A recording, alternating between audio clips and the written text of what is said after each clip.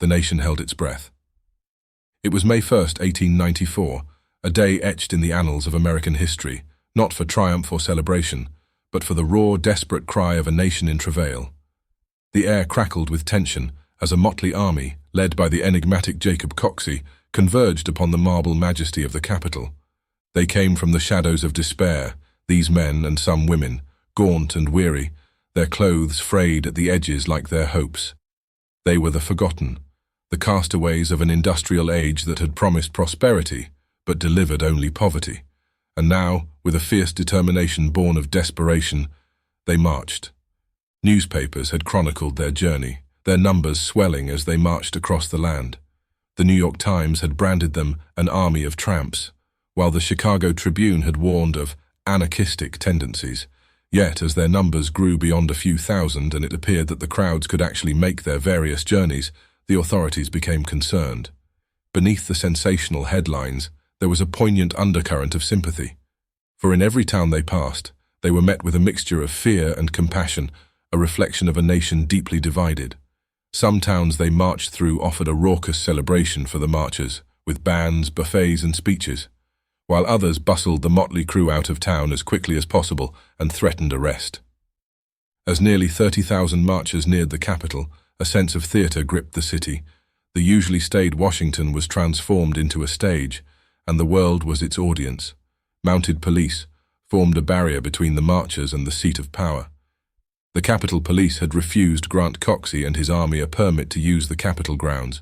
The air was thick with anticipation. And then Coxey stepped forward, a man of contradictions, a capitalist turned populist. He was both visionary and naive. His voice, carried on the wind, echoed with the fervor of a preacher. He spoke of jobs, of roads, of a government that cared.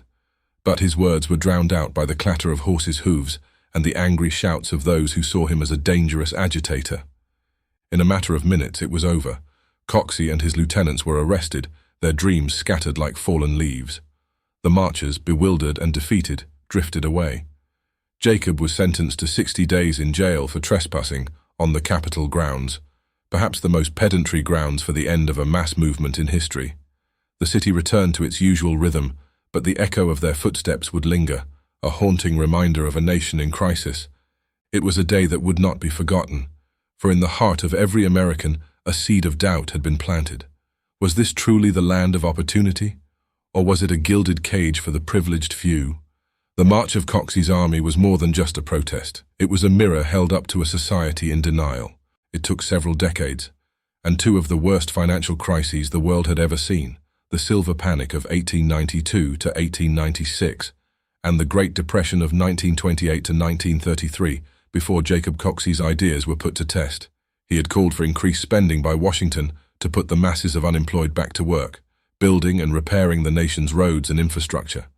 After Franklin Roosevelt's New Deal lifted the country out of the Great Depression, the president welcomed Jacob Coxey back to the Capitol, and Coxey finally gave the speech he had intended to give 50 years earlier.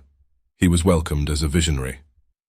But the story of Coxey's army, the so-called Commonwheelers, and the hundreds of thousands of marchers and protesters he ignited and motivated are an often overlooked but critical chapter in the story of the United States.